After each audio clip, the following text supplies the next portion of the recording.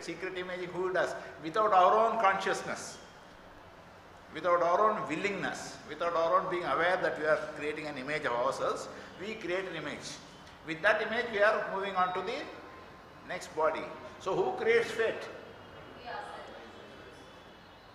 The question is answered now. So, fate is who? Who create? We create our fate. So, there is nothing fatalistic. When we create our fate, we can as well undo our fate.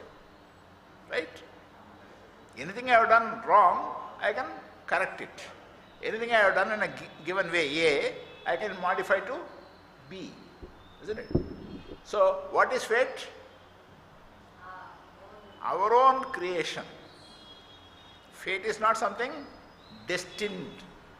It is not somebody there has put a chapa and say, go to hell, get yourself fried.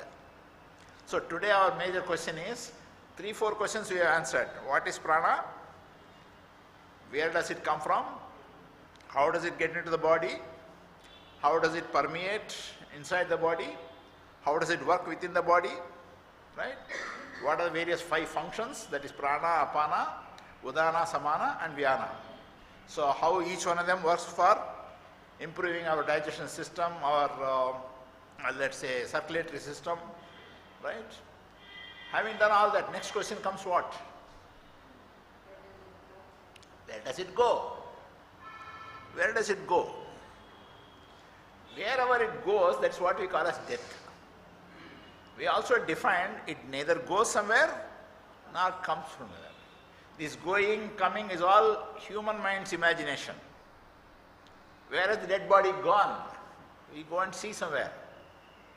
Where did it come from? Where did it go? We also realize that the coming and going is the conducive atmosphere created in the system such that the life is manifested. Life is always there. Life is always there. Like fire is always there in subtle elements, right? In a very subtle way. It's not in a gross way. The moment you have the right conducive atmosphere in terms of oxygen, in terms of air, when with the brushing off the fire power, let's say the sulfur on the matchstick, life comes, light comes. Where was light before it came into the candle? It was not there in a manifest form. It was there in a subtle form, sushma. It was not there in sthula, right? It was there already, but not visible, not manifest, not in the form in which we as human beings can recognize. Otherwise it is always there. But where does it go? Again it has not gone anywhere. Now we are not in a position to recognize. So life neither comes from somewhere nor goes anywhere. Prana neither comes from somewhere nor goes anywhere. It manifests in a form we are able to perceive, we are able to see. So today the major question that bedevils everybody, we are all the time interested about, what is this death business? Where does the man go? 13th day, where is he gone? We celebrate on 16th day even a festival and say he has gone free, right? Where does he go? And why do you have a lamp at the head? Once a person is dead, you have a small lamp. What is that lamp?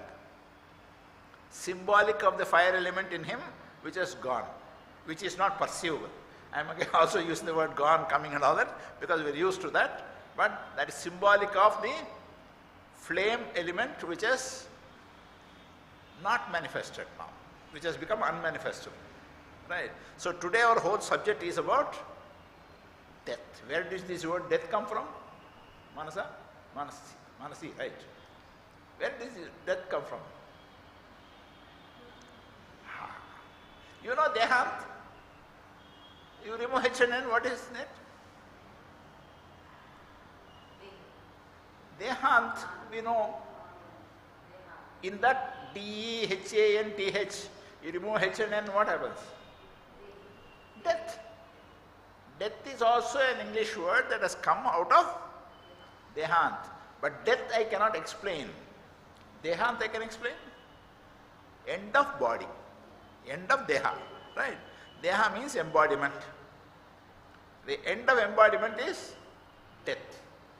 That's the beauty about Sanskrit. Here, every single word I can split and explain. English you cannot split and explain because that is secondary, that is derived out of Sanskrit and little bit out of Latin and Greek. Right? Therefore, what is death now? What is this prana? Where does it go? It does not go anywhere. It is always there. It is not in a form which we are able to see. The body has become dysfunctional for it to express itself. As long as it is functional, today it is expressing itself. I am talking. What do you mean by saying I am talking? The body today is in a conducive atmosphere where prana is able to express itself in terms of voice. In a death, there is no voice. He cannot express, or the life force cannot express. So, where does it go? It goes nowhere. Then where is the question of celebrating 10th day, 12th day, gun salute? Whom are you giving this gun salute? Whom are you giving the gun salute? You know how the gun salute came? Very strange. In the old days there was belief that this dead fellow will come and haunt us. You know, even sometimes we say, he will come and disturb. We are afraid of the death. The wife or husband who have lived together 40 years, 50 years together, that same wife is afraid of the husband. She doesn't even want to see the dead body. Right? She doesn't want. Same person who lived, whom you want, will the wife now hug the dead body? No. So what was she hugging? What was he hugging all the time? Life. If life is not there, it's not there. So there was a fear in the old days that the dead person who is gone may come to haunt. So they threw arrow on him. What did they do? They don't know where he is. They started throwing arrow because those days it was all a bow and arrow. The same throwing of arrow today has become gun salute. You don't salute really. Instead of arrow, you started shooting gun. This is so ridiculous. Even today we continue and we imagine that the dead fellow is going to be shot. Already the fellow is shot, that's why he dead. Now the dead fellow who is shot, we can try to shoot him again. That is when it comes to the subject of death, all our rational mind drops. What happens? All our rational mind drops. I may talk so much, but if I see my brother dead, I am worried. I am in tears. I know it's all nonsense. I have lectured about death, I have written books about death. I know it is nonsense, but all that is off. Your emotion overtakes. What is this emotion overtaking? What does it happen? As soon as a person's death you hear, do you weep? No, you don't. Immediately you don't. You don't. 2 minutes, 1 minute pass by, then you start remembering all that relationship you had. The moment, the more and more you remember, more and more bursts of weeping comes, isn't it? Suddenly you remember, you weep, it comes down, suddenly somebody else comes, he also reminds you about this, again you start weeping. So this weeping is, who is weeping now? The mind is weeping. Mind is associated with a certain life force, that life force is missing, therefore you want the continuity is not available because this manifestation is not available. In the absence of continuity, you feel parted. Therefore, you are disheartened because we think there is no continuity. Why we think there is no continuity? Because we are manifested in a body, we think there is no continuity. If you are not manifested at all, or if you are an enlightened person, you weep, no. Who dies? Who dies? Who dies? Who is asking all this question about death? Who is asking this question about death? Where is the dead gone? What is he doing? When will he come back? Will he come back? Will he be in my, let's say, swapna? You start asking all this question. Who is asking all this question? The mind is asking all this question. Mind will always ask all these questions. Mind is a stupid instrument. Right? Mind is a stupid instrument. So, when you are asked this question, Where is the dead gone? Who is asking? A mind is asking this question. Mind is never true. When that which is not true is asking a question, can you give a true answer? Can you give a true answer to something which you cannot at all? Therefore, there is no final answer as far as this subject is concerned, whether somebody is there or not there. Somebody is there or not there. Because Jesus, after his death, third day, he was visible to 4 or 5 people. They saw him, especially ladies. That's very interesting. Most of you ladies. Why is that he was seen only by ladies, not by men? It's not strange. Jesus was noticed only by 3 ladies, not by any men in Jerusalem then. Why? More emotional, more attached, more emotional. Therefore they saw. So have they really seen? No, not likely. Not likely. Because in a physical body, normally it is not possible to be embodied. This presupposes that the life force which is not there somehow can manifest in the same body. Right? When will it manifest in the same body? If the body is conducive. But the body is not conducive, therefore it is already dumped into the grave or burnt. So the question of the same life force getting into the same body and manifesting does not arise. Always we think about all this death and all those things because our own mind imagines all this. But does it mean that they are not communicating at all? Does it mean the dead does not communicate? There are so many things that we heard that death communicates.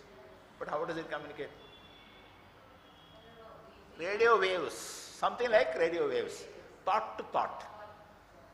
The dead person is also there, but no longer associated with the body. Once he is no longer associated with the body, there is no question of his getting associated emotionally and saying, this is my son, wife. No, all those things are off. He is still communicating to some mind, which are receptible, which receives. That mind which receives could be the ex-wife. But today he is not communicating because you are wife. That attachment is not possible. Attachment is possible only when there is a body. When body is not there, attachment is not possible. Right? But do they communicate? There are several instances where they have communicated. There are instances where they have communicated and said, in that such and such a bank account there is so much money, go take it. Or I have dug so much into the earth and put some gold. There are several instances where people have communicated, they have gone and dug and they found it. How they communicate, we don't know. Are they all false stories? We don't know. Are they all true stories? We don't know. But we have to believe in those cases. There are several instances where there are recorded instances. Mediums say they communicate and they write, auto-writing. Yeah, auto-writing, medium, all these things is some power, which I told you, no, either it's a radio communication or communication, some method of communication. We don't know. Our own method of communication is only voice, sound waves, etc. But that method of asariravani, we call it, no, we hear from sound, right? But where do we hear from? Where did Prophet hear from? Prophet became enlightened because he was not a literate even. He was very uneducated. He was there on the mountain top. Suddenly, so much knowledge dawned onto him. So much wisdom came unto him. He heard all these things. That is why Shruti is more important than Smriti. Shruti, Smriti, there are 2 important aspects of any religion. You have these 2, that which you heard and that which you remembered. Smriti is out of memory. Shruti is something which you heard. Where did you hear? This instrument is not there. This instrument is not there. Still, people hear. How that hearing takes place, we have no idea. Today, science has not still gone to the extent of measuring those waves or something which is communicating something to us. But we have seen immediately after death, a clock stops. I have seen that. There are several instances we have noticed that I was